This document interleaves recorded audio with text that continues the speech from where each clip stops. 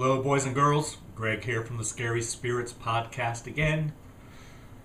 I'm here to show you how to make another drink. Today we're going to be making the Broken Heart cocktail.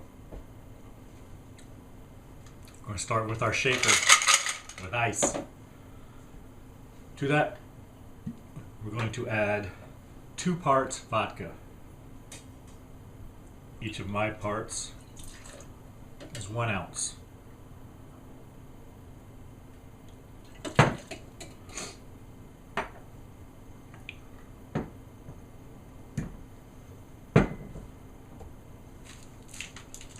Next, 1 ounce cranberry or pomegranate juice, or 1 part. Since my parts are all ounces, it's 1 ounce.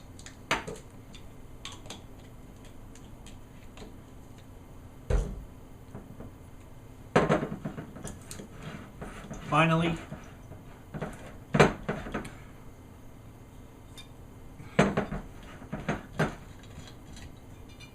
we need 1/2 or 1 ounce triple sec or Cointreau. I'm using Cointreau. And I'm using 1 part, so 1 ounce.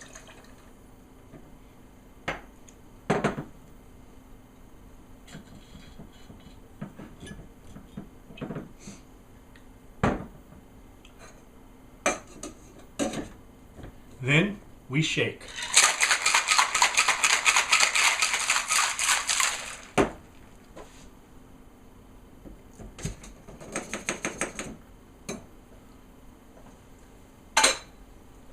Then we strain it into a chilled martini glass.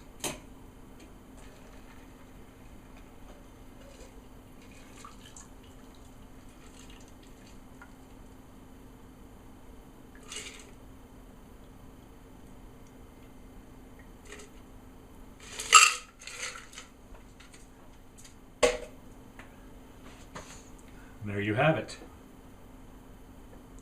The Broken Heart cocktail.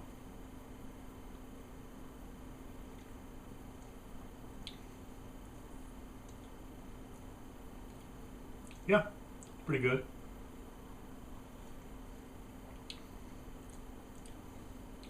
Yeah. Thanks for watching. Hope you enjoy the podcast. See ya. When you get married, you are very much in love. You create a guest list, send the invites, and if you're the bride, you likely pick out a beautiful fancy dress. But back to that love thing. You are probably so much in love that perhaps you haven't taken the time to realize that when you agree to get married, you aren't just getting hitched to the love of your life, but also to the in-laws. In this week's episode of the Scary Spirits podcast, number 41, Ready or Not, we meet what just might be the world's worst in-laws. You think yours are bad? Believe me, you can't compete. And about that dress, we highly encourage you to get the big fluffy one with lots and lots of material. Trust us on that one. Cheers! Welcome to the Scary Spirits podcast. Please be advised that the presenters may use adult language and/or discuss adult situations. This podcast is not intended for younger listeners or those that may be easily offended. So, if you're ready, let's go.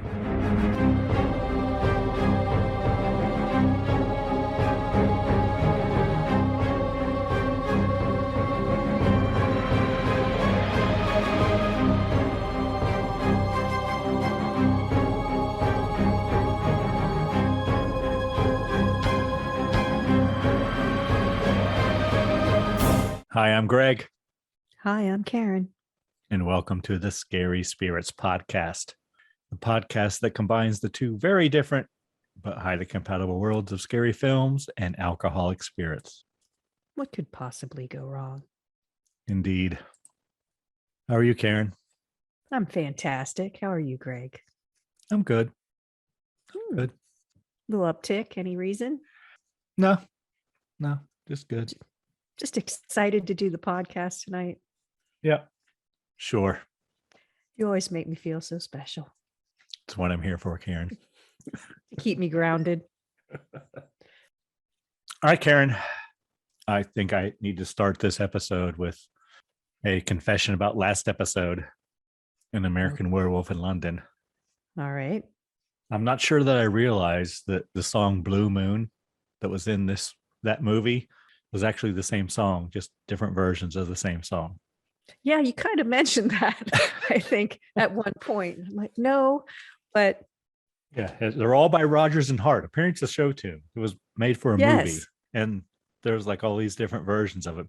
Different people covered it, even like Mel Torme, and of course we had Bobby Vinton, right? Mel Torme, wow. Sam Cooke, the Marcells, and there are others. A bunch of other people covered it too. I don't think I realized that it was the same song. I'm embarrassed and ashamed, Karen. That's how you learn. Karen, I was a music major. You know that, right? I'm trying to help you out here, Craig. You would think I would know that shit. Like, that's the same chord progression, just different. And you would think I would recognize the fucking words at least. Well, yeah. All right. Us non-music majors usually go with the words, but you would think I would have known. That's a 1-4-5. Yeah, but come whatever. On. Everybody knows that. All right, Karen. Enough of my embarrassing admissions. I believe this. I'm sure there are many of those, but no, we got plenty of podcasts to go. It's true. Let's see if we get through them all. Keep them wanting more. All right, Karen. I believe this film was your choice. Was not? It was. And what film have you chosen for this episode, Karen? I chose the film Ready or Not from 2019. This is a romantic horror comedy. Is it not? It is. Good, because I found myself laughing a lot and I didn't want to feel bad. I was thinking, maybe I shouldn't be laughing at this. Maybe that's not funny. Yeah, it is kind of weird that way. Why did you choose this, Karen? Well, Greg, it's February. It's the month of love. And I thought, is it? Sure. February, the month of love? Why not? It has Valentine's Day in it. Also has President's Day, Karen. Why isn't it the month of presidents? Are there horror movies about presidents? I bet I could find one or two. Oh, I know. I saw the Abraham Lincoln zombie killer. I saw that in the theater. So yes, there are. Oh, we should do that one. When is President's Day? Is that my week? I don't know. I Googled romantic horror and this one popped up. And I'm going with February as the month of love. So this is what I chose. Yes, this is quite a love story, Karen. I'll give you that. Do we have a drink for this film, Karen? We do. It's called the Broken Heart Cocktail. How would we make this cocktail, Karen? You're going to need vodka, cranberry juice, Cointreau, and a shaker with ice. Or triple sec. Or pomegranate juice. Yeah. Or this is a really good you do you. Yeah. It gives you options. We do like options. How do we make this cocktail, Karen? You mix 2 parts vodka, 1 part. Karen, what did you use as your part? What measurement? 1 ounce. So did I. Oh, you didn't do the 1.5 ounce. You learned your lesson. Crazy. Yeah. Although it does make for radio gold, Karen, when I go a little over, but that's a lot of editing as well. So mix together 2 parts vodka, 1 part pomegranate or cranberry juice, 1/2 to 1 part triple sec or Cointreau in a shaker with ice and shake well. Strain into a chilled martini glass.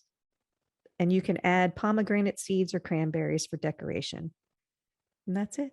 Okay. And enjoy. Enjoy. Yes. That's not bad. You want to give the people time to gather their ingredients? Absolutely. Hold on.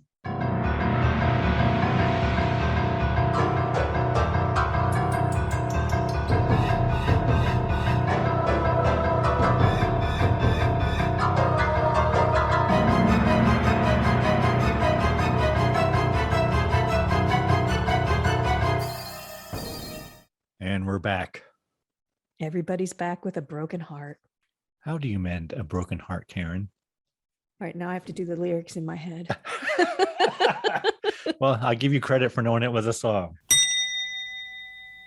It's a Bee Gees song. Yeah, it is. Yeah. All right, Karen. Ready or Not from 2019. Do you remember 2019, Karen? Actually, yes, that was the good old days. Oh my God. Wasn't right it before though? 2020, yes. Oh, I Woohoo! wish I could do 2019 all over again. I don't usually say that when you talk about years and movies, but it was a good year. Good year. We just didn't know it. Yeah. If only we'd known then what we know now, Karen. Seemed like a run-of-the-mill year until 2020. Oh, God. If you're listening to this podcast in 2030, there's a little bit of a global pandemic going on right now, but it wasn't going on in 2019. Those were the good old days, Karen. Those were the days. That's right. No one thought about wearing a mask. Go out, do what you want. Go to restaurants, eat, drink. You could have seen this in the theater. Hug your friends. All that good shit. Memories. Yeah. All right, Karen, might you have a brief synopsis? I do. Please read us a story. Ready or not, Grace couldn't be happier after she marries the man of her dreams at his family's luxurious estate. There's just one catch. She must now hide from midnight until dawn while her new in-laws hunt her down with guns, crossbows, and other weapons. As Grace desperately tries to survive the night, she soon finds a way to turn the tables on her not-so-lovable relatives. All right, Karen. Thank you for that brief synopsis. You're welcome, Craig. Accurate synopsis for the most part. Yeah, there's a lot going on in this one, like you said. Are you ready to get started? Let's do it. All right. Did you watch this on Amazon Prime, Karen? I did. So did I. So movie starts and the first thing I see is rated R, smoking, alcohol use, foul language, sexual content, and violence. Sexual content? Don't remember really any of that. I mean, they dropped lots of F-bombs. She did try to rape him at one point. She was just overly enthusiastic on her wedding night. I wouldn't call that raping him, but okay. So the movie starts and we hear thunder. It's a dark and stormy night. And the camera's panning around. So we see a sign with a devil on it. And it says La Belle's Gambit. And underneath it, it says, take a risk, gain the advantage. It's got dice, cards. And that's the first thing we see. Then we start seeing credits. Then the camera pans more around the room and we see other boxes and signs and shit. And family ritual. Another one says secret council. And here's where I wrote games ? Are these games? I didn't know. There's a lot of candles too. And we see two kids running with a lantern through the house. Two small boys. And one of them hides in a closet or some shit. I think one brother puts the little brother in a closet. Yeah, so it's Daniel and Alex, right? Mm-hmm. Yeah, and Daniel's the older brother. Alex is the younger. They're running through the hall, and Daniel shoves Alex into a cupboard and says, "Stay here." Then we see a guy with an arrow through his gut. He comes and asks Daniel for help, and Daniel yells, "He's in here!" And we see a bunch of masked people come in and shoot him with another arrow. He's wearing a tux, and there's a bride yelling no, a bride that's upset. There is. So I think that guy's gone. He gone. First death during the credits, Karen. That's always a good sign. I don't think he's dead yet because they need him alive. I don't think he's dead. He's just... Well, you don't know. He will be in the next... Yeah, he will be. Next, we see on the screen, it says 30 years later, Karen. They drag the man into a room and close the door. Yeah, and then 30 years 30 later. years later, Karen. Mm-hmm.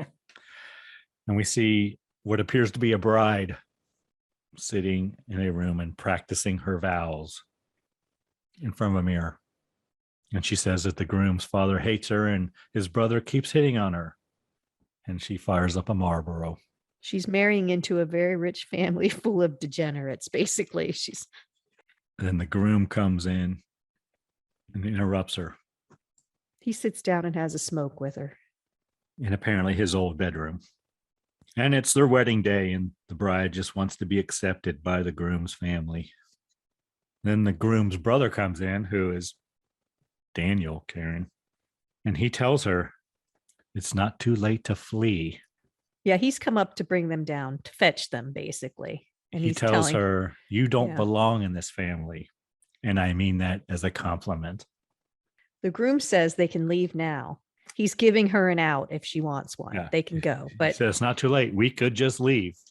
she loves him, so she's Yeah. in. Did you catch when she called 18 months of a bonathon? Yes, I did. So they're very attracted to each other. Physically, Karen. Yes. Well, she loves him. She's in. She wants to marry him. So she's not taking the out. Yeah, and somewhere I discovered, or I wrote, apparently this family is a gaming company, kind of like Parker Brothers. That's where In the cash between there. dollars comes from. Yeah. Yeah.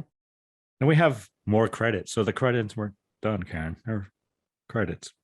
And as they're taking wedding photos, we see credits. The bride's getting photos taken outside with all the in-laws, and they're all lined up like a firing squad. In front Yeah, of her. where's her family, Karen, and all of this shit? Oh, that's right. Yeah. Well, you find out later she was from foster care, so she doesn't really have family. That's right. But I didn't really get that until just now. But yeah. but the photographer is saying, "Be natural, smile natural," and everybody's just slinging insults at her. I don't think she can hear them, but Yeah. But we learn it's a very dysfunctional family. I wrote, Karen, right? yes, the dad's disappointed in Alex's choice. And it turns out Alex has been gone for 2 years. He's estranged from the family. A little bit, yeah. Next, we see Alex's mother talking to the bride. Who Did we you learn see? is Wait, Grace. yes. Grace. Her Did you name's see- Grace. She notices the angry aunt watching. Yes. Did you see? Yeah. I She's called a her very- grandma at first because I didn't know she was an aunt. But yeah. She's an aunt. She is severe, very severe. Yeah. She doesn't. And they all talk about Grace not being one of us. They have a very tight knit group. But Alex's mom tells Grace that she likes her Hmm. and that the only thing that matters is what Alex thinks as far as the rest of the family, right? Yes. Because they're all kind of glad that Alex is coming back into the family, right? Yes. It's important that he return into the fold for some reason. Yes. He tried to get out. What is that quote? I tried to get out, but they pulled me back in, or something like that from another movie. Next, I have Kiss the Bride. We cut right to the kissing the bride shit. And here's where I wrote Grandma's not happy, but it's actually the aunt that's not happy, not Grandma. They're married. Everybody's applauding. Yay. Except Aunt. Yeah, she just The sits there, mad aunt. stone faced. Yeah. So next, we're in Alex's bedroom where we were before. And this is where Grace tries to rape Alex. They're kissy facing. Well, just got Grace married. is. Well, he knows what's coming. She doesn't. So she's all excited. He hasn't told her anything, which is Mm-hmm. rude, we find out. But she wants to get down to the wedding night. It's still And- light out, Karen. Don't you remember your wedding night? Which one, Karen?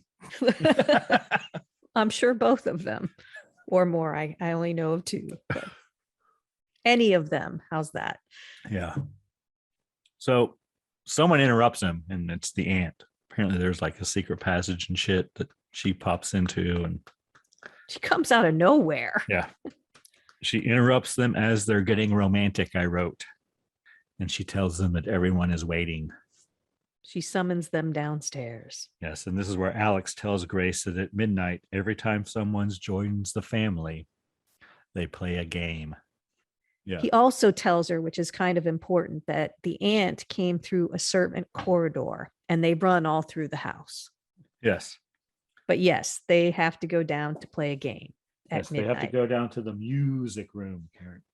And Alex says he will go ahead because Grace wants to put on her game face. So Alex goes down to the room and we see Alex and his dad. And Alex's dad says, and I call him Dad throughout the whole thing, so I don't even know what the hell his name is. I just call him Dad. Me too. Dad says, if she pulls the card, are you prepared to do what is necessary? Sounded ominous to me, so I made a note. So in the music room, there's an empty chair for Mr. LaBelle. And you're right. So the dad asks Alex how much she knows. He wants to know if he's told her anything. And Alex says she knows nothing. And they're leaving the next day and they're not coming back. But then the dad asks what you said, if he'll do what necessary. And Alex just walks away from him. Then Grace comes down and has a conversation with Alex's mom. And this is where we learn that Grace, the bride, was brought up in foster homes. So I guess that's why her family wasn't there. I didn't put that together until... Well, you didn't know. Just now. It just is this awkward thing where it's just all of her in-laws and none. She doesn't seem to have any friends that came either. And this is where we learn that Alex is kind of estranged from the family, and Alex's mom is kind of hoping that Grace will bring him back into the family, and she's glad and all that bullshit. Then Alex's sister Emily and her husband arrive with their kids, Karen. They're late. The kids run in saying, kill, kill, kill. There's two, I think. Wearing masks, yes. Emily missed the wedding. Yeah. She's just arriving now. And apparently she's a cokehead. And Grace notices that she might have some powder on her nose and kind of motions to her to wipe her nose, and she wipes it right after. So they all gather around the table down in the music room. It says, go to the room for family members only. They talk about great-grandfather enjoying his games. Dad tells the family story, how they earned their fortune, and they pass around a puzzle box. Apparently the great-grandfather was on a ship, and this LaBelle character gave him this box, and he figured it out, and so he got, I don't know, some wish granted or some shit, right? Something like that.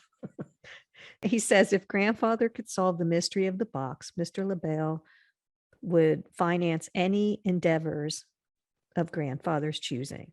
And he did figure it out. So since then, whenever someone new joins the family, they place a blank playing card in the box. Yeah, where do you get them blank? Well, I guess if you're a playing card company, you can get them wherever the fuck you want. But yeah, you got plenty of them. So they put a blank playing card in the box, and they pass the box to Grace. And they tell her to pull it out, and then whatever's printed on the card, that is the game they will play. And the other spouses say, hey, I got Old Maid, right? Emily's one of them got Old Maid. Said Old Maid. Mm-hmm. What was the other one? I don't remember. I just remember he got Old Maid, but innocuous games, But what does Grace pull? So Grace picks hide and seek, and everyone looks very concerned. The brothers especially have a look of horror. And they tell Grace that since she's the new girl, she will be the one to hide. She's like, yeah, all right, fine. And then they all start the game, and then Grace stops and makes a toast to Mr. LaBelle. Well, she can hide anywhere in the house, and they have to count to 100 before they try and find her. And there's security cameras everywhere in the house, but they turn those off to make it fair. But they do lock all the doors and windows as well. Yes, they do. Okay. And she wins if she stays hidden till dawn, which she thinks, I'm not staying hidden till dawn. That's ridiculous. So And then Dad wishes Grace good luck. Then the needle drops on an old phonograph player, Karen, and a song about hide and seek plays. Yeah, was that a Victrola, or is it not quite old enough? I don't know. And Grace goes to hide. While Grace is hiding, Dad hands all the family different weapons, like old, ancient weapons, right? Everyone gets some sort of weapon. So Grace takes off her heels, Karen, Smart. and looks for a place to hide.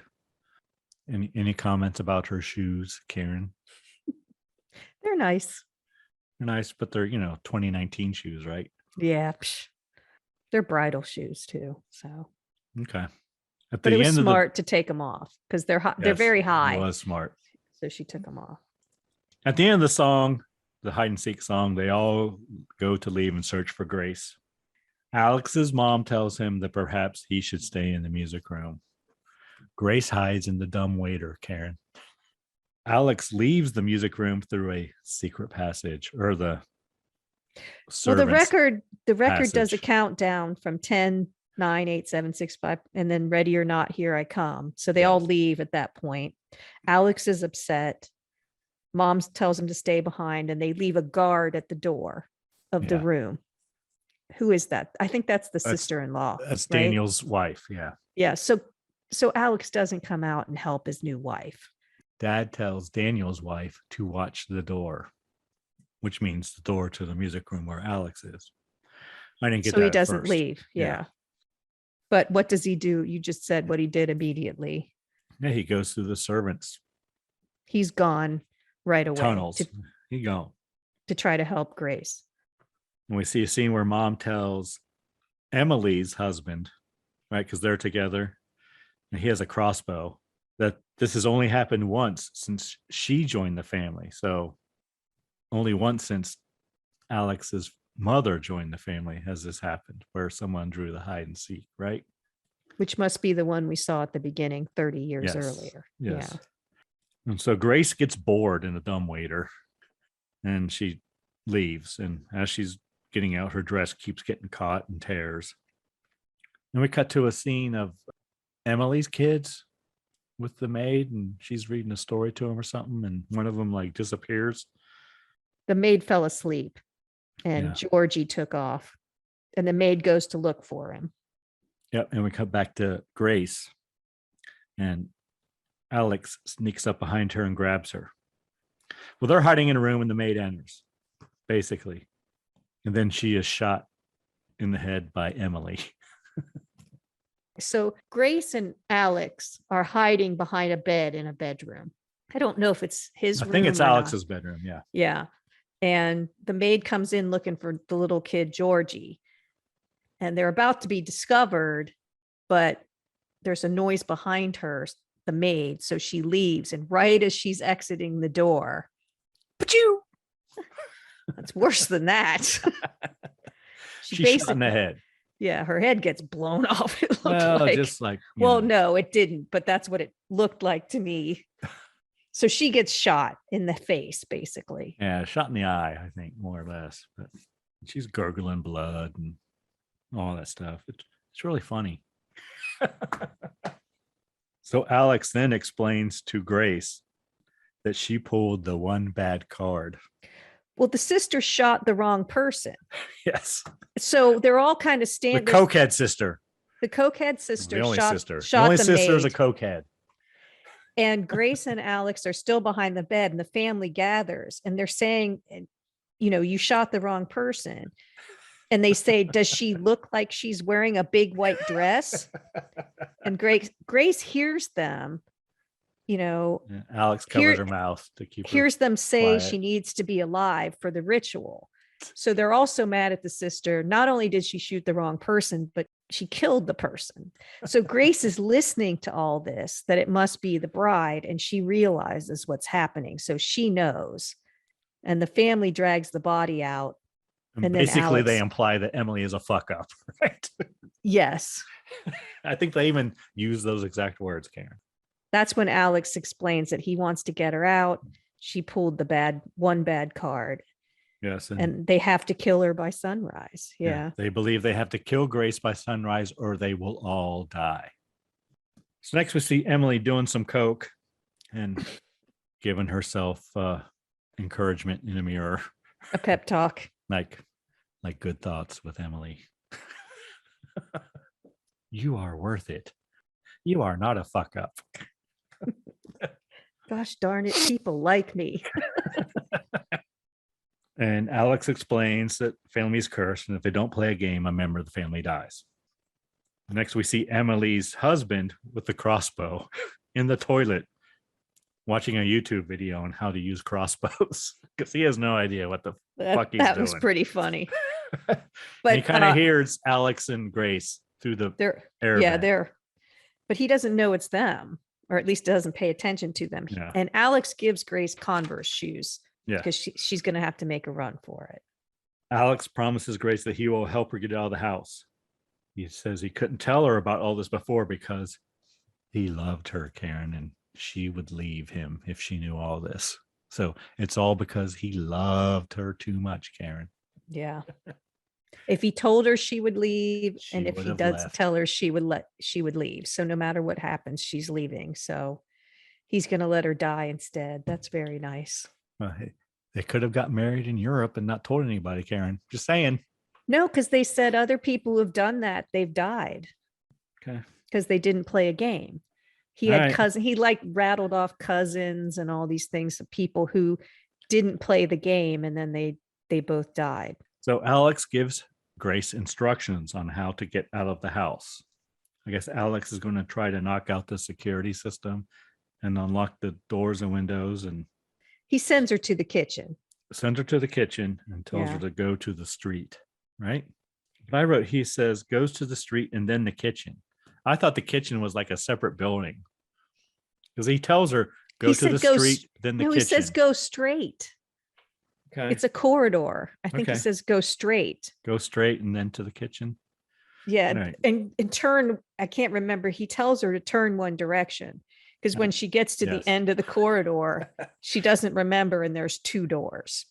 So Grace goes down the servants' secret corridor here. They're in tunnel. She keeps stepping on a dress for one thing because, she isn't wearing heels anymore. Yeah, and it's a bride's dress. So she rips it up and tears the bottom off and leaves it in the secret passage. Then she comes to the end of the passage and there's two doors on either side, right and left. And she can't remember which one to take, right? She's freaking out. I mean, which you would be. You just found out you're being hunted. So she doesn't remember the instructions. Yes. But next scene, we see her walk into the hallway with the rest of the family. Are standing there. So apparently she took the wrong door, Karen. She did. Because there's family on each side of her on the hallway. And Emily shoots at her. Is it Emily? Well, Daniel, Daniel, Dad, and the aunt are there. And they're about to shoot Grace. And then the sister rounds the corner. Emily rounds the corner and shoots at everyone. Right. Shoots at Grace, and Grace ducks, which causes a crossfire, so she almost kills her own family. Yes. And I don't think Dad is very happy, Emily. She's the fuck up. But anyway, we next see Grace in the billiard room. That's where I wrote because there was a pool table in there. So I assume it's a billiard room. Fancy. Yes. Well, you've played Clue, right, Karen? Mm-hmm. Okay. And she tries to open the windows, but they're all locked. The phone is dead. And then she picks up a chair and starts to throw it through the window, but stops because she realizes that will make a loud noise and everyone will know where I am, right? Yeah, she's starting to panic. And then Daniel comes through the secret passage, or a servant's passage, and he tells her, I just came in for a drink. So he pours himself a whiskey in the rocks glass. He says that he has to call the others. But Grace begs Daniel not to let the others know. Daniel agrees to give her a 10-second head start. Daniel seems to have a bit of a conscience. He does. He loves his brother, and he just thinks that his whole family is just awful. Yeah, but he participates. He does. But he does count very slowly, Karen. Yes, he does.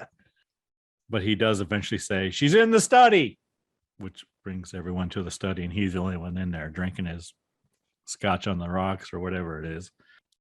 His wife comes in and they have a little talk about when they got married. And it was her.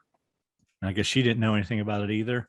But she didn't pull hide and seek either, did she? No, but when he explained it to her, he said, you didn't even blink. You just joined right in. So she's a scary person. She's all about the dollar bills. Yes. She will do what she has to do. She's not going back to wherever she came from. No, she's not. And she says, you know where I came from, but she doesn't really say where she came from. So apparently Alex and Daniel have a habit of picking up strays, I think, but whatever. So family gathers in the study. A maid comes running in to tell them that she saw Grace. And as she's coming in, Emily shoots her with a crossbow right through the mouth. Because Emily's husband says, I don't know how to use this. I'm worthless or something. And he gives it to Emily. She's like, okay, I'll take it. And then I don't think she even aimed at the maid. She was just holding the crossbow and it went off. Shoots her right in the mouth. I don't know. So then mom says she wants to cheat and use the security cameras. Daniel's wife also says that Alex got out. They know he's going to try to help her. Yes. So they're going to use the security cameras to help them. And she also tells everyone to fan out and also find Alex. They're looking for Alex and Grace now. So next we see Grace enters a room, which looks like a trophy room, I guess. Lots of taxidermy on the walls and whatnot. And there's an old double-barrel shotgun hanging on the wall with some shells underneath it, Karen, and she grabs them. And here's where I thought, all right, this is going to be good. This is getting good now. Next, we see Alex in the security room, but he can't figure out how to turn off the system because I guess he ain't been there in years. Well, and Grace gets to the kitchen, right? We cut to Grace in the kitchen, and she goes to shoot the door, but she don't know how to use the gun, Karen. I think she pulls the trigger and it just clicks, right? I don't think she loaded the gun. Yeah, first. She didn't. Oh, So I think this is where she realizes, oh shit, I guess I got to put shells in the gun. And then the butler enters. Well, I'm calling the butler. I assume it's the butler, right? That's what I called him. Yeah. And Grace hides on the other side of the island, the kitchen island, Karen. Cut back to Alex, and he gets the security cameras to come up, and he sees Grace in the kitchen. He's just like punching random buttons. He's just punching everything. I bet that happens a lot at work for you. People are just like punching everything. And then it just happens. He has no idea what he did, but it's working. Yeah. So he sees Grace in the kitchen. He's like, oh shit. So he's watching her. The butler's making tea. Yes. And we see Daniel and Dad in the hallways. And they look up and they realize that, the cameras are now on. Someone has turned on the cameras because there's a little red light on them. Well, I'm not sure that's accurate, Karen, but we don't have little red lights on all our cameras, but they do apparently in their house. Well, this is 2019. They're on. Whatever, Karen. This is way long ago. We've had cameras where I work for 10 years. None of them have a little red light on them. So okay. Well, it could be completely different. Could be different system, completely different, whatever.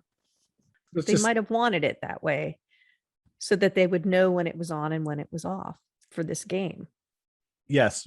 But Karen, the way I think is if you have a little red light on a camera, doesn't that bring attention to the camera so anyone breaking in would know where the fucking cameras are? Well, yes, that's why I'm saying maybe it was just for this game. Okay. I agree. I would think you would want to keep your hidden cameras hidden, but whatever. Maybe they don't. Maybe they're exhibitionists, Karen. I don't know. Maybe they like to get themselves on film. So they begin searching for Grace, Dad, and Daniel. Next, we're back in the kitchen, and Grace opens the shotgun, and it makes a noise. She's trying to be very quiet because the butler's about 3 feet from her. Yeah, if that. But he's singing, and the tea kettle starts whistling, so she tries to load it. Yes. In those moments. She opens the breach, Karen. It's called a breach. So Butler goes to look for her. He goes around the other side of the island. There's no one there. So he just keeps on directing and singing whatever the hell he's doing. He's like a, I don't know, frustrated musician, conductor, whatever. And I wrote that the shells appear to be huge deer slugs. They're unlike any shell I've ever seen. They were big. Yeah. And as she's putting them in the breech of this double barrel, then the butler starts singing. And as he's singing, she closes the breech and it snaps and makes a noise, but he didn't really notice that much. So back in the security office, Alex figures out how to turn on the lights, I guess, because all the lights outside come on. And he kind of says, oh shit, he didn't mean to do it. But the butler sees them and he goes to the door. And then Grace comes up behind him, points the shotgun at him and tells him to move. He I refuses. think the doors are unlocked too. They are. Yeah. But he's standing in the way. Yeah, he's unlocked all the windows and doors and turned on the lights, apparently, because all the lights come on outside. Grace tells the butler to move, but he refuses. Grace pulls the trigger and it just clicks. And the butler says that the ammo was for display only. So it's not live ammo. Bummer. Yeah, I was disappointed right here. It's like, God damn it. But she grabs the teapot with the hot water in it and slams it into his head. And runs. Yeah, and runs. So he falls, she runs. Next, we see Daniel and his dad. They find Alex in the control room. And Alex begins to choke his father, like choke him out. I thought he was going to kill him. Wait, I thought the dad choked Alex. No, Alex had his dad down choking him. Oh. And Daniel stops him. Well, Alex broke all the equipment, so they couldn't lock the doors again. Right. Yeah, he like just slammed something. It. Like with a, I don't know, bat, hammer, whatever. I don't know, almost everything. Like a fire extinguisher or something. Yes, it was a fire extinguisher. Oh yeah, I see. Daniel stops him from killing his dad. Yes. Yeah. And then Daniel distracts Alex as dad hits him over the head and knocks him out. With something. I don't know what it was, but something heavy enough to knock his ass out. Next, we see Grace, and she opens the dumbwaiter and finds the last maid. The last of the three maids. Yes. And the maid doesn't act like she knows exactly what's going on. You know, she's not even like a real maid. She's just there because someone thinks she's dances good or some shit, right? That's what she says. And Grace tries to console her and say, don't worry. They're looking for me, not you. And then when she says that, the maid yells, she's here, she's here. Yeah, everybody rats her out. So then Grace, I think, inadvertently hits a button that closes the door through the dumbwaiter or starts it going or some shit. And the maid is gone, Karen. Well, the maid's half in, half out of the dumbwaiter, and it starts moving. So she's basically chopped in half. Like an elevator. Yeah, 3 maids down. Yeah. And it is a comedy, people. It may not sound like it so far, but I laughed quite a bit so far. But then the butler comes out and finds the maid. And it's really just the stupid shit they say, right? It's just, yes. I don't know. It's funny. And then but next Grace runs off, from the dumbwaiter. She runs away. Yeah, the butler finds the maid there. And next we see Dad handcuffing Alex to a bed. I think it's his bed in his bedroom. I think it is too. The butler enters and tells them that the last maid is dead. And he was at least it wasn't Emily's fault this time. Yes. And he was also unable to fix the security system, so the windows and doors remain unlocked. Not good news for the family. They think they're all going to die, Karen. And the aunt goes on to give like a little speech about how Alex lost his way to Dad and never should have let him leave us. And he and I were always been so much alike, and she knew that Grace would draw the card and Alex would be faced with the same choice she was. Here's where I wrote, she was apparently the bride we saw in the opening scene, right? Yes. She says Alex is meant to lead the family. Yes, he is the chosen one. Apparently he saw Mr. LaBelle in the chair when he was 5. He's the only one. in the family that has actually seen Mr. LaBelle. But Grace is right outside. She's hearing all this shit. And Alex, when they leave, Alex opens his eyes. Apparently he's heard all the same shit. He's just been sitting there with his eyes closed, pretending he's unconscious. I got the feeling. Yeah, I think so. Is this your first time listening to the Scary Spirits podcast? Or maybe you're a regular listener, but missed a few along the way. No worries. Not only can you find every episode on our website, scaryspirits.com, but you'll also get to enjoy awesome show notes too. I just want to say we really appreciate your support. Now let's get back to the show.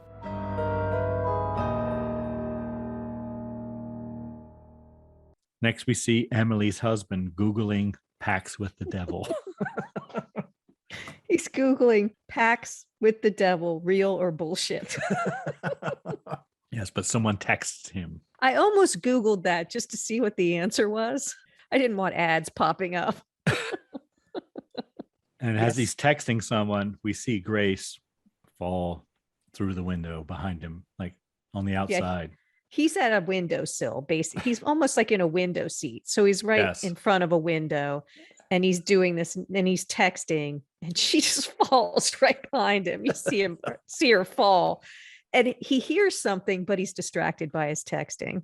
Next, we see Grace outside where the wedding was held, and she's running away. And she enters the stable where there's lots of fucking goats, Karen. Goats. Yes. Lots of goats. Because they have a pact with the devil. So, of course, it's goats. Next, we see Georgie, the kid who disappeared earlier, and he finds her. Well, she makes the same mistake that the first guy made at the very beginning, thinking a kid's going to help him, right? Yes. Because he approached, was it Daniel? Yeah. And said, Daniel, you have to help me. She does the same thing. She says, oh, Georgie. And what does he do? Shoots her in the hand. Shoots a hole right in her hand. With the gun his mother lost. Because that's why she has a crossbow now. She forgot her gun. She lost her gun. Emily not only killed two maids accidentally, she lost her gun and her kid has it. Yes. Out in the goat barn. And she punches Georgie.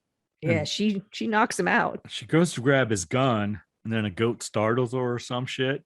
And she goat headbutts her into the pit. Is that what it was? A goat did? That's funny. And she falls into a cellar, which appears to be filled with corpses. Dead bodies. But there's a ladder, thankfully. So Grace begins to climb up the ladder out of the pit using her one good hand, Karen. Yeah, but it's important to note the other one has a hole in it. Yes. And they kept like shooting this board with a nail sticking out of it at the top. A big high nail. Only one. What's the big deal about that? Oh, what the first time I saw it, I was like, oh no. I didn't get it. But I did. And she reaches up for the top and the ladder falls under her. So she's holding on with her one good hand. Yes. But she's slipping because it's bloody. Yes, I know. And here in my notes, it says, oh, because I was recording myself and that's what I said. As she reached her other hand up and slammed it down on top of the nail. So the hand that has the hole in it, she slams on top of the nail, which stabilizes her. So she can pull herself up. Oh, I don't know why that bothered me more than the arrow through the eyeball or whatever. But that's the only point my dictation caught. Oh! So she pulls herself up and she screams very loudly. I wrote, people probably know where she is now. Well, I'm sure it hurt. I can't imagine, but. Yeah. So she tears off the sleeve of her wedding dress and wraps it around her hand as a bandage. She's very resourceful. This is where I really started liking her. And she yells at Georgie. Yeah. She calls him a bunch of names. Yeah, bunch of names. Lots of profanity. Yes. Next, we see Daniel's wife, and she sees Grace running across the grounds. And all of the family are guarding the doors because, they didn't want her to get out, but it's too late now. She's gotten out. Yeah. And she shoots a crossbow at her, but misses. Is that what it was? Yeah. I wasn't even sure what it was, and she tells the butler where Grace is. Like the south lawn or something. Yeah. She says she will go get the others. So we see Grace at the iron fence surrounding the property, I assume, and she's trying to get out. She does manage to find a loose or rusty bar to the iron fence and pulls it loose, and she slips It's like through the fence as a car is coming. It's a fence that you would have at the end of your driveway. So, it's black and it has the bars, and she pulls one out and then she squeezes through it. Yes, you would if you were rich, Karen. Well, if you were, yes. I don't have a fence at the end of my driveway, Karen. Yet. I don't either. I don't have one either. I'm just, that's it. Yeah, this looks like a 10-foot tall wrought iron fence surrounding the property. Yes. Oh, I thought I saw stone on either side. Well, maybe not. There's got to be stone pillars. Yeah, to hold it. Yeah. Okay. It doesn't matter. The neighborhood I drive through every day back and forth to work has houses just like this. So can't be this big. Karen. This guy owns 4 sports teams. That's what Karen. he said. Oh, I drive through Indian Hill and Madera on the way to work every day. I take the back roads. I like looking at the big houses. But anyway, she squeezes through, and she's a skinny little thing, but part of the fence has like a point sticking out, and like she a just fleur de lis. And she rips her skin as she gets out. You see it. She's ripping a hole in herself. Or a gash. Yes, a gash. Okay. And she tries to stop the car that's coming, but he's a dick. He blows right by her. And she calls him as much and worse. She's driving away. I really wanted to remember what she called him. Well, she did say rich people suck, or she said something about the size of his genitalia, but I can't remember she exactly.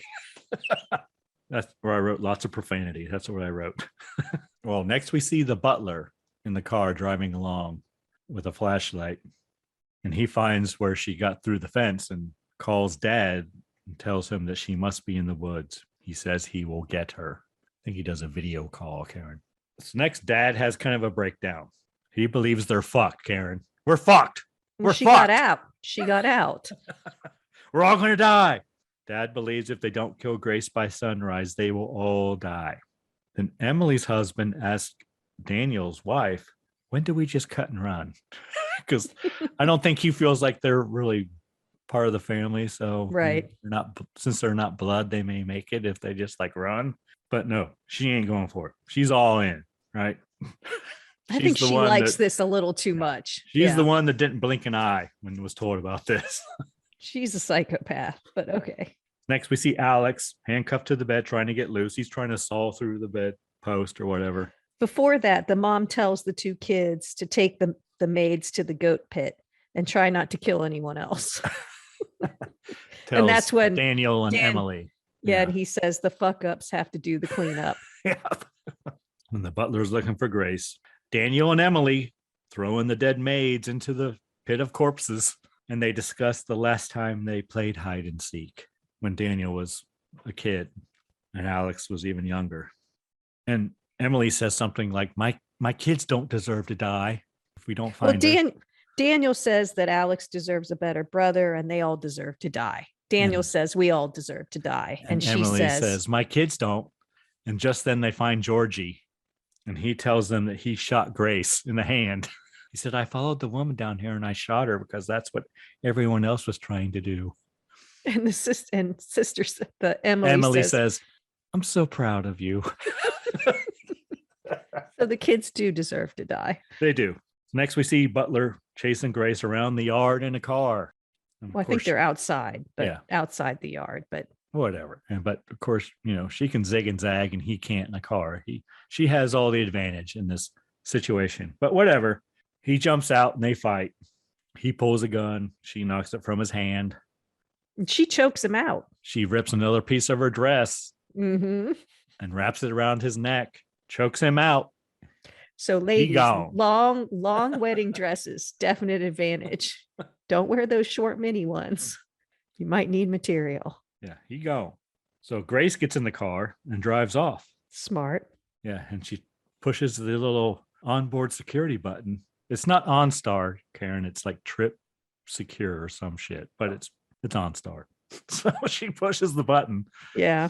And tries to get Justin, right? Justin is her agent that answers. And First, she's on hold for a little bit.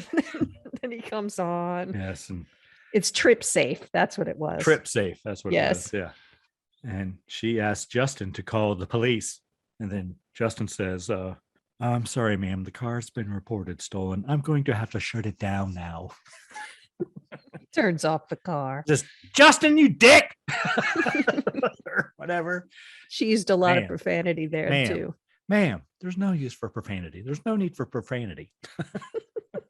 Justin shuts down the car, and Grace, is not happy, but Justin tells her the police are on their way. Just stay with the car. If you're truly in trouble, the police are on their way, right? Yeah, and she puts her head on the steering wheel and says, the police are coming. on their way. The police are coming. That's right. And just then what happens, Karen? The butler has come back to life. He woke up. Yes. He wasn't He gone, breaks the apparently. window. Yeah, I he thought he breaks was the gone. window. Busts the window and shoots her with a tranquilizer gun and says, good night, Grace. So next we see Grace, and she's dreaming of Alex driving a car, and he's wearing the mask. Whatever. She kind of has a little nightmare. But then she wakes up in the back of the car, and the butler tells Dad that they are approaching the main gate and will be there shortly.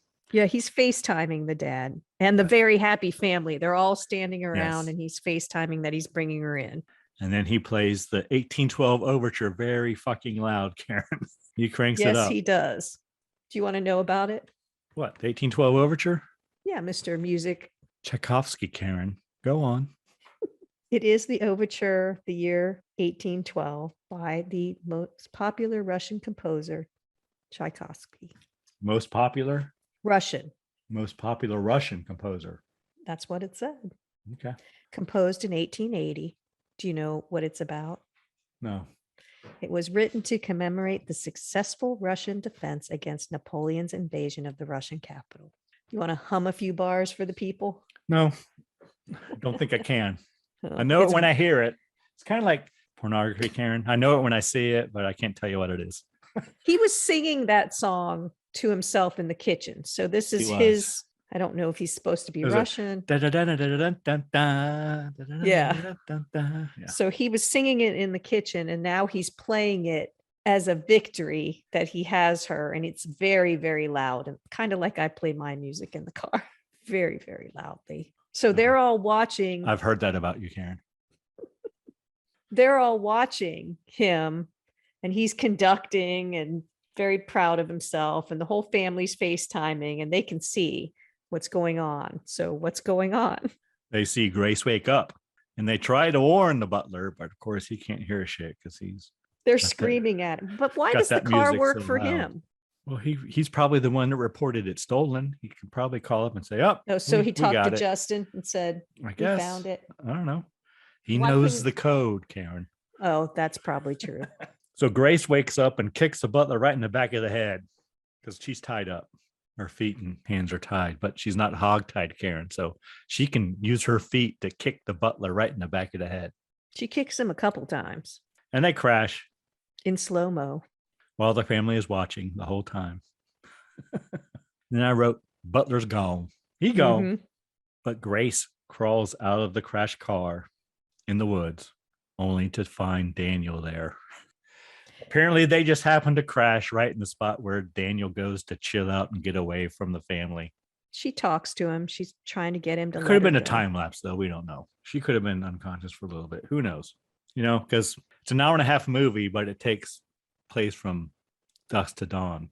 True. Right? So, But they would have run out looking for her. That couldn't have been that long. They wouldn't have let Right. her.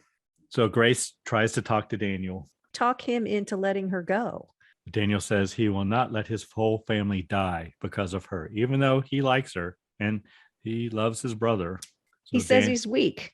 Daniel knocks her out with the butt of the gun. Yeah, I was bummed by that. And we see know? Dad comes out from behind a tree. He tells the dad to come out. Yeah. He says, there you must knew have- I was there. Must have been a little time lapse, like you said, because the dad got out Yeah. there. Yeah, so I kind of got the feeling the only reason he did that is because Dad was watching. Yes, Right. you're right. I didn't think of that, but you're right. Yeah. Because he probably would have let her go, but he knew his dad was behind the tree. Right. So next we cut back to Alex. Less than an hour. Yes. Yes, they have less than an hour till dawn at this point. Correct. Next we see Alex still trying to get free. Mom enters and they have a mother-son discussion. She lights up a cigarette. Yes, as you do. And she tells Alex that she really does like Grace and didn't want to do this, but they had to protect the family. And she asks him why he left. Yeah. And then he said maybe because one night Yes. when he was chanting and slicing open a goat, he realized that maybe this wasn't normal. Right. And that's where I wrote, apparently they sacrifice goats, ? But he also tells his mom that if it comes down to her or Grace, he will kill her. He's going to kill his mom if it means That's what he saving said. Grace. That's what he but- says.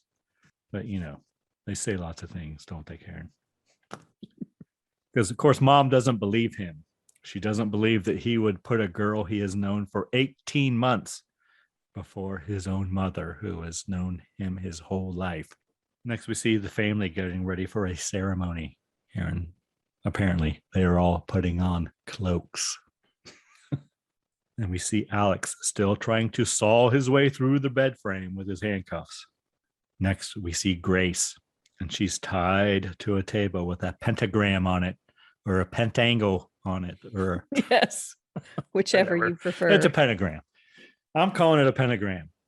And the rest of the family is surrounding her, all in her cloaks, and they pass around a cup and they all drink from it. They're chanting in Latin. Yeah, and they use the word Satanus, which I know what that means in Latin.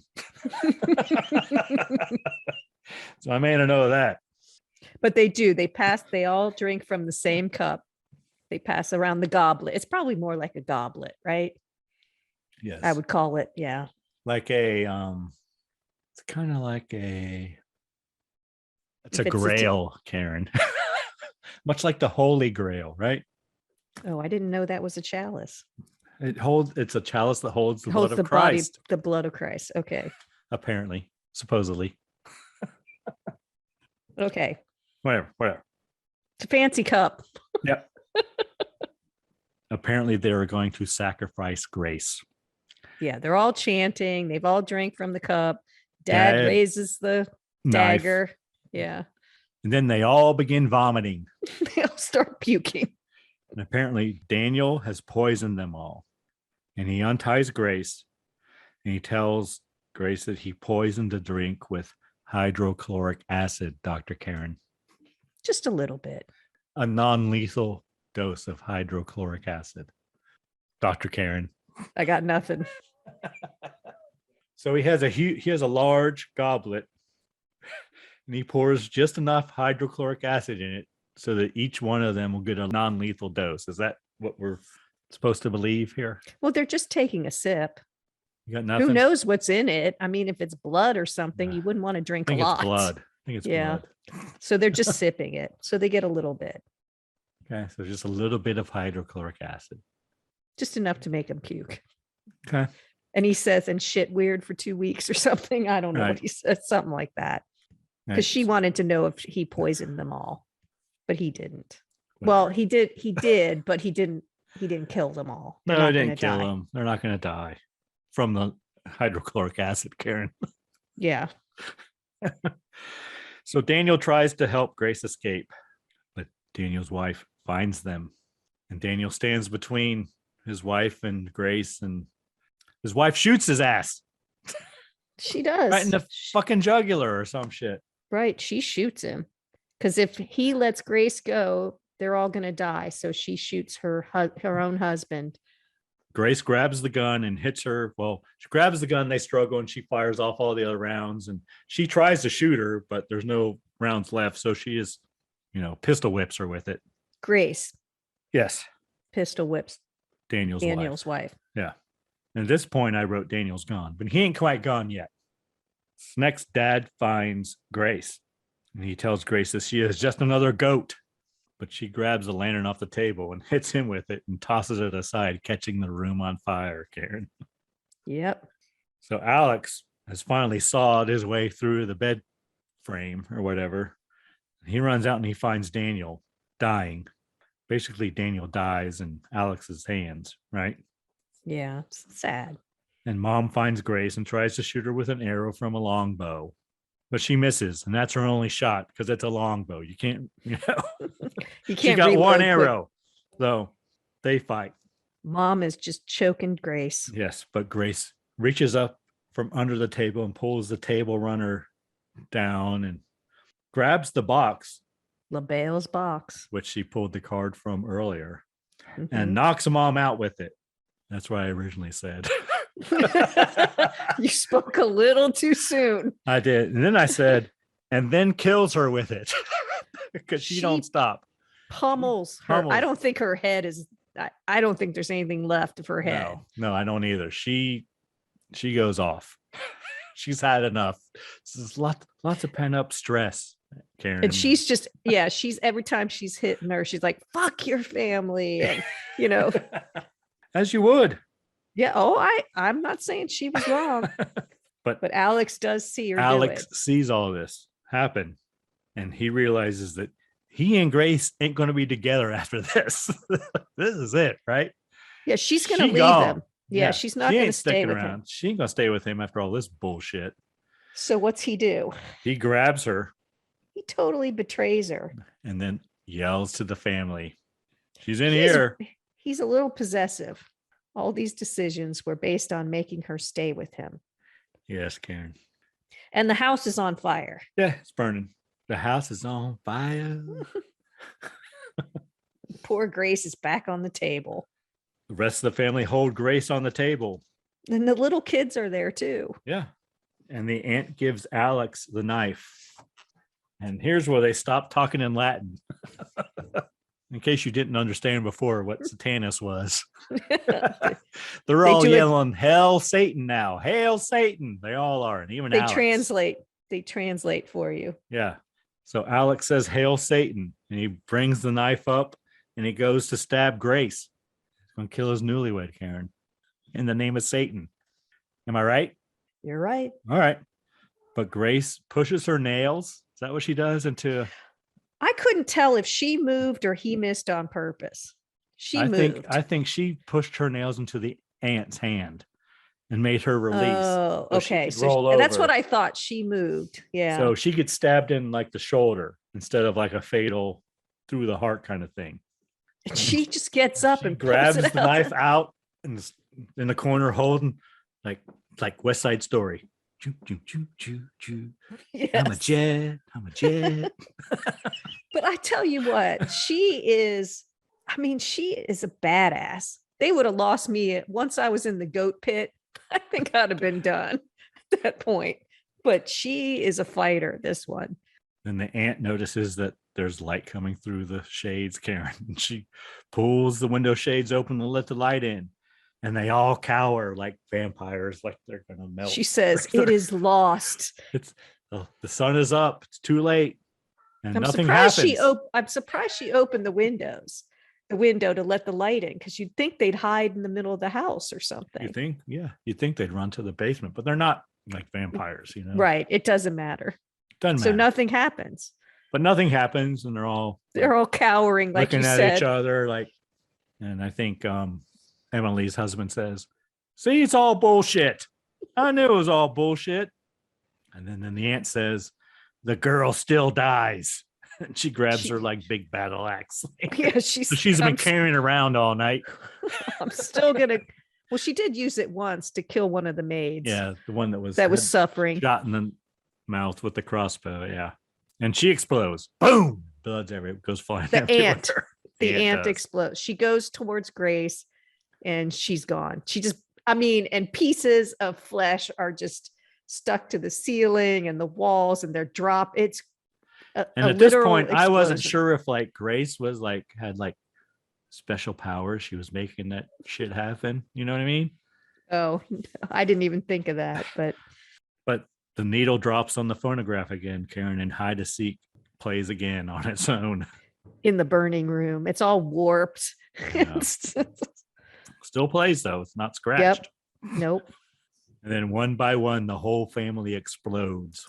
It's disgusting. And Grace laughs. Funny at the same time. And Grace laughs. Because they're exploding, and then the mom, Emily, tries to run with her two kids. Yep. out of the room. I think that's so they didn't have to show the kids Mhm. exploding. But you I hear agree. three, boom, boom, boom, and lots of guts and blood come. So you know they didn't make it. And then we see Alex. He's the last Alex one. is left. And he tries to stop Grace as she's leaving, I guess. Well, yeah, I think she's leaving. Yes. Well, but here's where I thought I wasn't sure if she was like making all those people explode, you know? oh, And he tries to tell her that he's not like them. Like, why is he convincing her if she doesn't because have the power over all of them? I think he was saying that she made him better, and he's not like them anymore because of her. So he's, as long as he's connected to her, he might make it out. But then she takes off her ring. Yeah, she takes off her ring, throws it at him, and says, I want a divorce. And what happens? He explodes. Yeah. I think they kind of want you to think that if she can, make him a better person, he could not be part of the family, make it out. But she wants a divorce. So he explodes. All right. As a fire rises in the fireplace, Grace sees a figure in the chair at the head of the table. She sees Mr. LaBelle.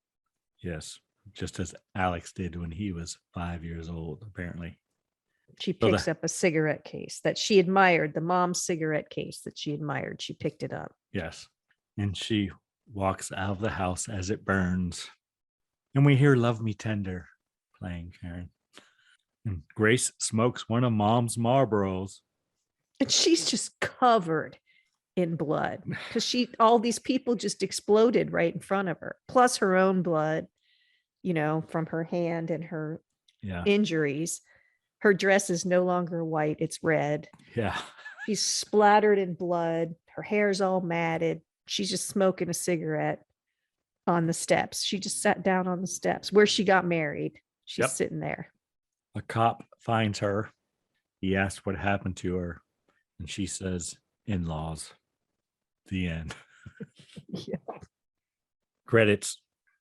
All right, Karen, anything you were pleasantly surprised by or really enjoyed in this film? So this is the second time I've seen this. Although the first time I saw it, I didn't see the very beginning. So I didn't see the first kill, or anything. They fooled me a lot. I kept thinking she was going to get away at different points, and she didn't, and then at the end, I really thought they were going to kill her. I thought, okay, this is it. She's going to. So each time I thought the wrong thing, which I thought was pretty cool. And I was totally fooled when they opened the curtains and nothing happened. And I was like, oh shit, really? It's not real. That's just crazy. They're just, and then they started, and I laughed when they started exploding, which was, especially when the kids ran out of the room and there were the 3 explosions, the 2 little kids and the mom. I laughed inappropriately because I thought it was funny, but you shouldn't laugh when kids are exploding, so I just thought there were twists in there that were really good. And I thought there was a lot of family dynamic that you had to pay attention to see who the favorite son was, who the, Well, Karen, I don't know anything about that because I'm the favorite son. So, well, of course, but it was just the family dynamic played a large role in the film, I thought, and I enjoyed that. I just thought it was good. They fooled me a lot. There was a lot of action. It was funny. It was well written. There were good lines in it. So you liked it, you were fooled, and it was funny. Is that what I'm hearing? Well, and I liked the relationship analysis. It was much better than I thought it was going to be when I saw, it just came on late one night when I couldn't sleep and I started watching it, and it really entertained me the entire time. A car's coming down the street. You think, okay, she's going to be rescued. Nope. No. Or, it's a rich pencil neck dick. Or whatever she calls him. Called him a dick licker or something. I don't know what she called him. I do like her. She is known as the Margot Robbie lookalike. That's the poor man's Margot Robbie, because I thought it was Margot Robbie. that's what you told me. And I actually found that somewhere on a website that she's like, they call them like separated at birth or some shit. They're like so so much alike. But You liked her. When you watched her, you liked her, even though she was punching kids and setting houses on fire and bashing someone's head in. You still liked her. and she She cursed played like it a well. sailor. She did. Yeah, it's my kind But of woman. still a Karen. likable character, I thought. Yeah, she was. I liked her. She's tough. Anything else that all you liked about it? I just, yeah, I thought it was good. I did too. I thought it was well written. All that. I thought it was well cast. I like Andy McDowell as the mom. Thought the dad was good, whoever the hell that was. I thought Adam Brody, right? Is that who was Daniel? Mm-hmm. Yeah, he was good. I thought all the casts were good. He was good and broody, like Yeah. Like guilt-ridden kind of. Yes, I've had enough. I just want to stay here and get drunk and not live in the real world. Yeah. Well, he knew they were horrible. Yeah. His wife didn't care, but she was good too. They were all good. Yeah, I agree. Anything you were disappointed in? I wasn't really disappointed, but I did have questions at the end. It Okay. just kind of ended abruptly of her sitting there. She's covered in blood. They're going to come and find her. She's going to look very guilty. I mean, there's no evidence. There's a pile of bodies in the goat pit. How's she going to explain that? Well, she wasn't a part of the family before all that. I get it's easy enough to prove that. 18 months. Shit, the last body is probably the aunt's husband. Yeah, but there seemed like there were more bodies in there, right? Because there were a lot of flies. Oh, maybe those were the goats. Maybe. Were they the dead goats?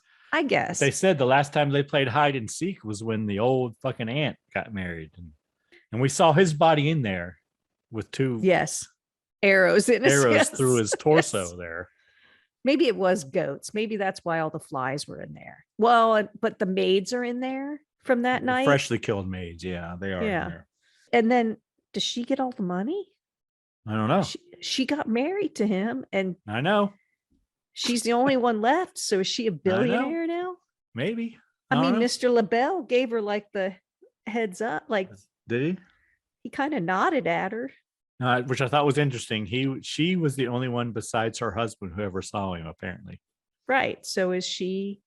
I hope so. Good for her. I mean, she's going to need therapy. Or not. I mean, she's grown up in bashed, foster care. She's grown up in foster care, Karen. She bashed someone's head in. She seemed to enjoy it. She did. That's what I mean. I think she's fine. I would be fine. Wouldn't you be fine? I don't think I'd be fine. I would be fine. I think I would be fine. There could be a sequel. Really? I know, but I looked it up. Yeah. But there could be, because she could take over and. But you can't make her the bad matriarch. But that would be the twist. Were you disappointed in anything? I was. And what's that? I was very disappointed, Karen. So you look at the poster from this film, right? It's her in the center, right? Mm-hmm. It's got all the other cast of characters with all their weapons and shit. And she's got the shotgun and she's got the shells across her breast, Karen. I was really hoping when she found the shotgun and those shells that it would become hunted versus the hunter. Oh, that she would start picking them off? Yes, that's what I wanted to see. I wanted to see her start picking them off one by one. Well, she kind of did. I know, but it would have been better if she had a weapon and actually was hunting them. She wasn't really hunting them. She was surviving. True. I would have liked to have seen her start hunting them, turn the tables on them. But that's probably been done. So I don't know. Yeah, and that would take away from them getting blown up at the end. Because the whole time you believe that they're crazy and that's not true. Yeah. Right? Because who is the pact with the devil, real or bullshit? Just like he was Googling and you think it was bullshit. You don't think they're all going to blow up at the end. And I loved that moment where they opened up. Even if you're married, just married into the family, you're gone. They survived for that short amount of time where you think, oh my God, it isn't real. And then they just start blowing up one at a time. I really like that because they fooled you for that moment that you think they're going to be fine and then just massacre. It's not funny, but it is. It is funny, Karen. It's a horror comedy. A romantic horror comedy. It's only romantic for what, the first 5 minutes? No, there's just a little bit of romance involved just because it's a wedding day. Not Karen, anything else you're very disappointed in? Mm-mm. I enjoyed the film. I did too, but I really would have liked to see her turn the tables and be the hunter versus the hunted. And pick them off one by one until she got to Alex. That would have been fun too. But that makes her the bad guy, kind of. No, it doesn't. A little bit. It makes her, she was No, it uncomfortable, but she was uncomfortable until she got to the mother-in-law. It's kill or be killed, Karen. Yeah, but you're right. It's been done. And then there'd be nobody left to explode. Like I said, you need the explosions at the end. All right, Karen, what kind of cocktail rating are we giving this film? How many cocktails did it take you to get through this film? I'd give it a 2.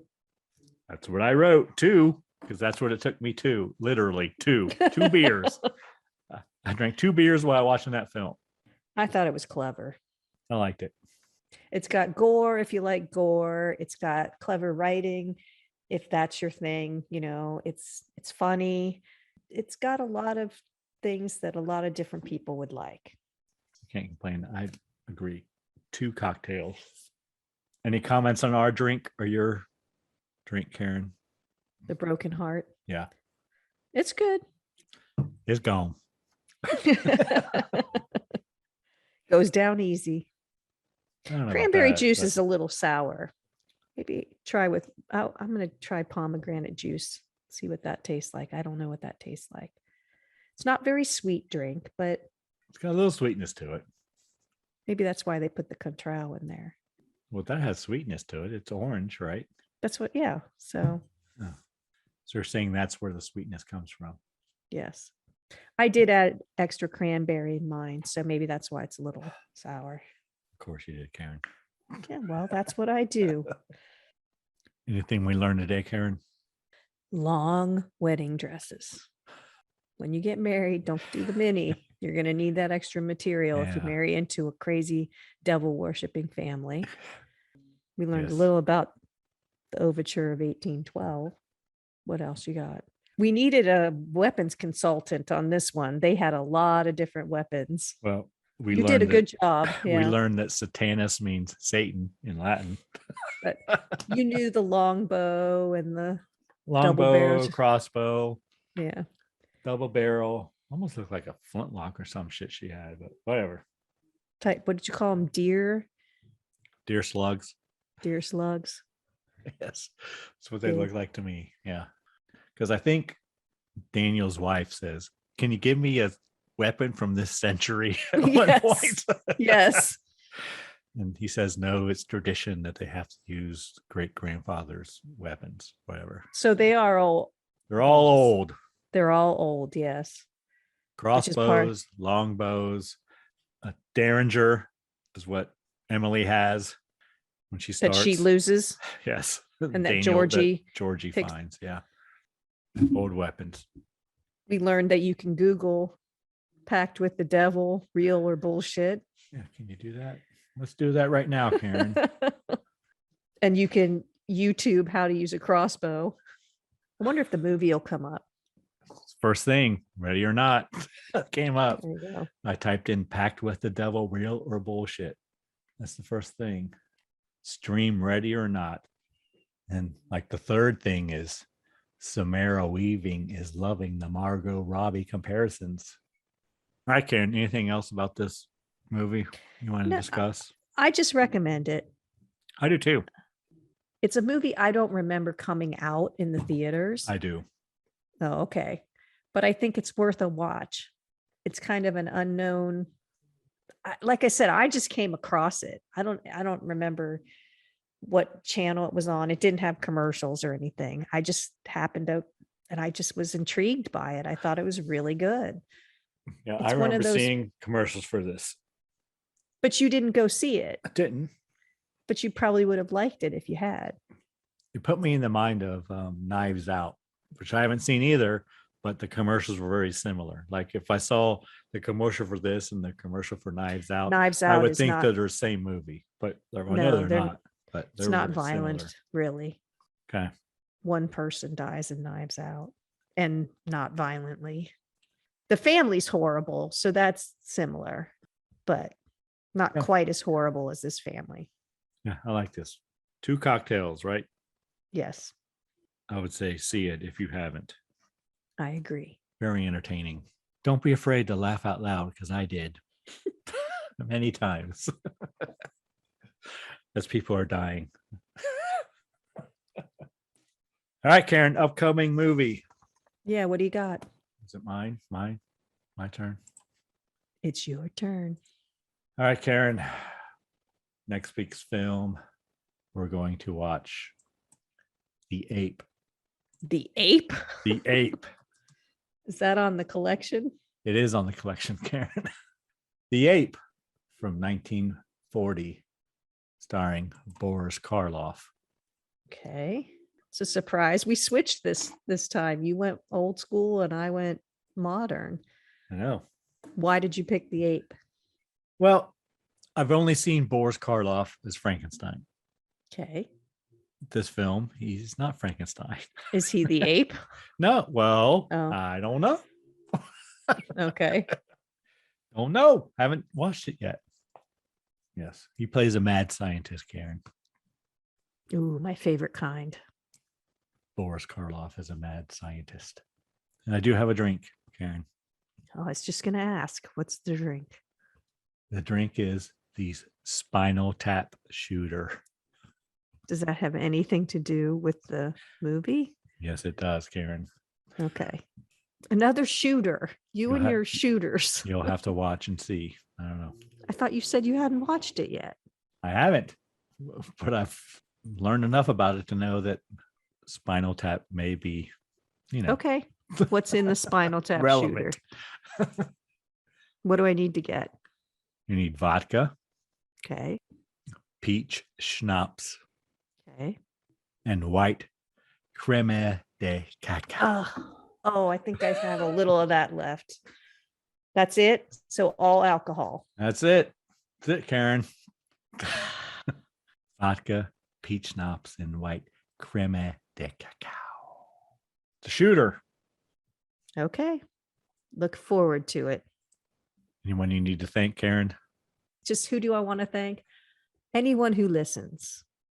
We really appreciate it. We appreciate you. And if you have a movie that you'd really like us to do, you can email us at info@scaryspirits.com and let us know. We are open to suggestions. Do you have anyone you'd like to thank, Greg? All right, Karen. Once again, I need to thank the band Verse 13 for providing all the music on the Scary Spirits podcast. They do make it better. They do. It needs all the help it can get. All right, Karen, anything else? Please drink responsibly. Yes. Thanks so much for listening. Want to keep in touch? Check out our website, scaryspirits.com. Follow us on Facebook and Instagram at Scary Spirits Podcast. Find us on YouTube at Scary Spirits Podcast. If you have questions or comments, you can email us at info@scaryspirits.com. To help us grow the podcast, you can leave us a review on Apple Podcasts. We really do appreciate your support. And as always, please drink responsibly.